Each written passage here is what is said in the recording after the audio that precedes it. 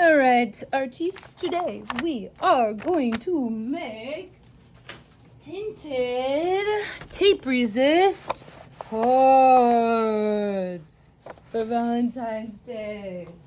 Or just for art class if you don't care about Valentine's Day, because hearts are important geometric shapes in the world of art.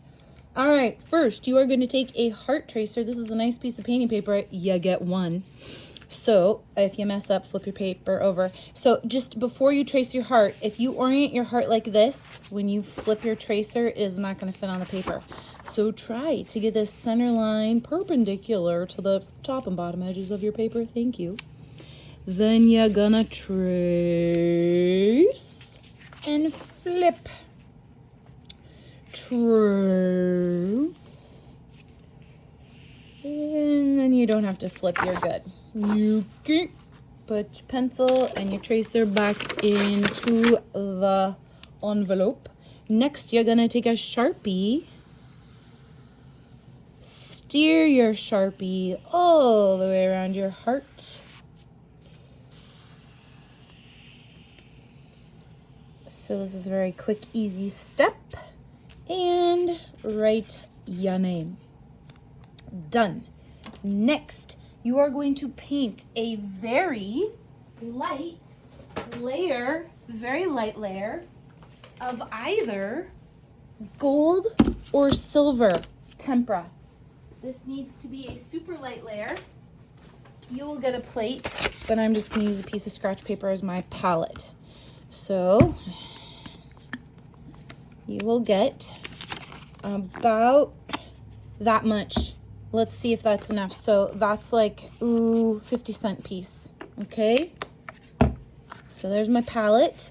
Okay, this is, the whole point of today is we're gonna be working on our painting skills. We desperately need this. So you're gonna dip your tippy toes, you're gonna hold your brush right here above the ferrule. That's where you need to hold your brush, just like a pencil. And straight up and down, this is what I would like you to practice, please. You are going to sweep. That means horizontal brush strokes, sweep, pick up, and then come back the other way. There's gonna be none of this, all right? We need to practice these brush strokes, folks. And this this also will result in an incredibly light layer. That is what we need for this. Okay, I'm going to speed up. You can also speed up as long as you're being nice to the brush. Notice, I am not trying to stay within the lines. Why? If you look back at the example, we cut out our hearts and paste them to black paper. All right, this should be enough paint. I might need a touch more. These are thirsty brushes. That means they hold a lot of paint in the belly of the brush. Okay, I'm gonna stop blabbing. You're gonna go ahead and finish this entire step all the way down, all the way down to here. No white space. The lighter you can get it, spread it out as thin as you can possibly get it, the faster it will dry. Okay, so you're gonna finish that. You're gonna place your brush into a soapy bucket, and this is going on the drying rack. It will take 5 minutes to dry. Right? Whilst it is drying, I'm gonna try and do this with the video. Whilst drying is happening, you're going to get a roll of masking tape and a pair of scissors. Okay, I'm gonna shift this down here. You can see my feet. All right, this is for the resist part.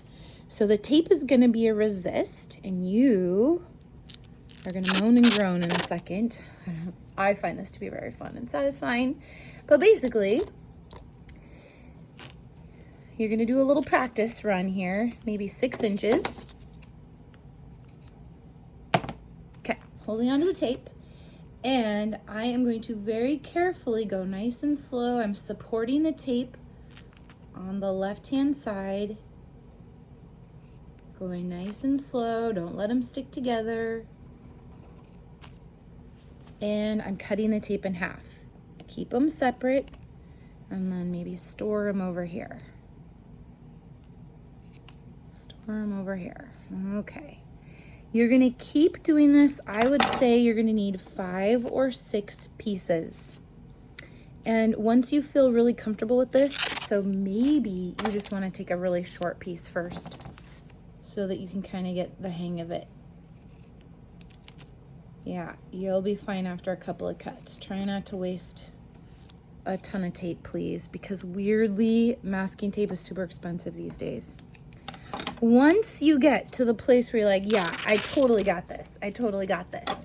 You're gonna do one really long piece. You're gonna want, I don't know, a foot, maybe a foot. All right?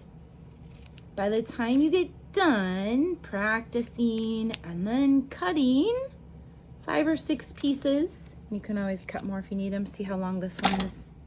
That's about a foot.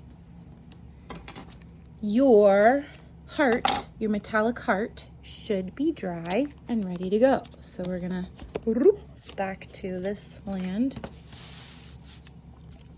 Okay. Get that out of the way. All right.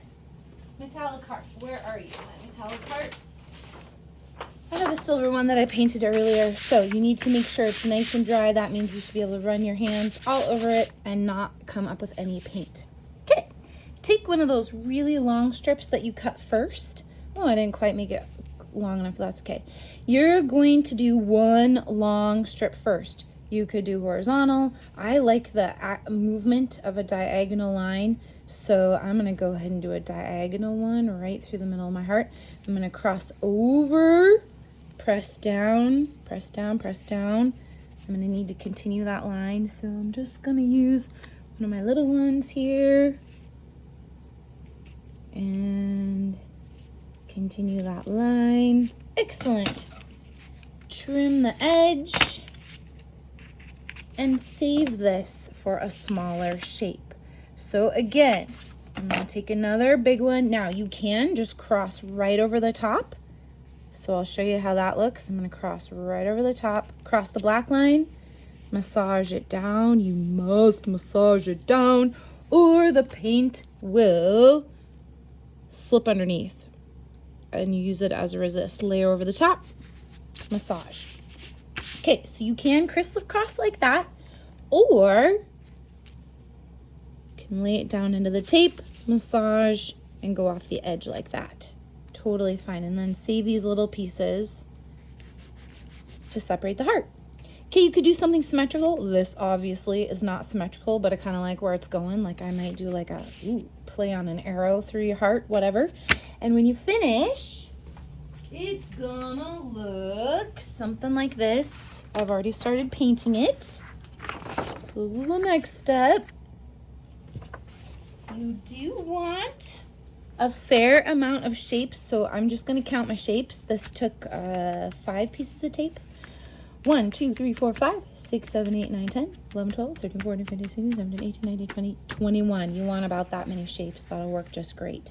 Then you get to go shopping for paint.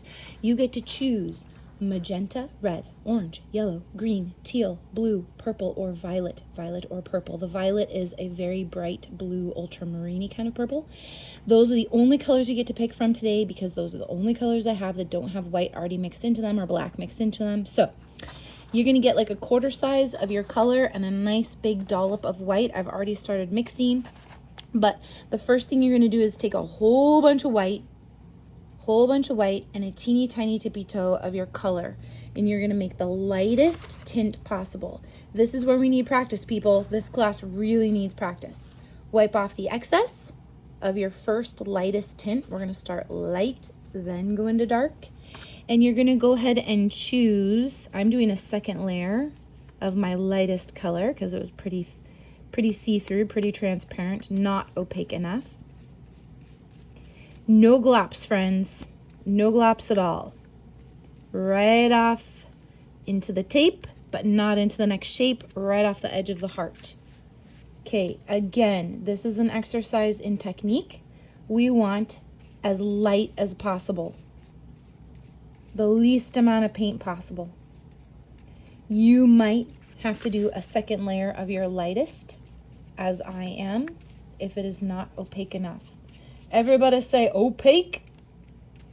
Everybody say opacity. That means how not see-through something is. All right, your strategy might be light to dark. It could be random, whatever you want. I'm gonna go ahead and do light to dark-ish.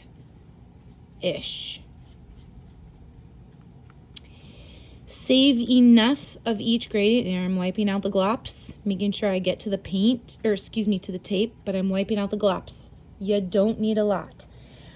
Save a little bit of each tint that you make so that you can go back and do a second layer if you need it. Even this layer right here, you can see the gold coming through, so feel free to do a second layer of everything. Once you've done your first tint, you just add a little more blue or green, blue, whatever your main color is, and you just keep adding that until you get down to the straight up original hue. So I'm just going to show you with green what that's going to look like. I still have a little white on my brush, so it'll still be a tint. I'm going to make this one green. Again, it's pretty light, so I might let it dry and go back over it. People, do you see glops in that? No, it's drying right away. That's what yours needs to look like. You will be graded on the neatness of your painting. I suggest using a Crayola brush. You could also try using these, but again, lots of paint will reside in the belly and you need to wipe off that paint before you do your layers. All right, that is it. No tape peeling today.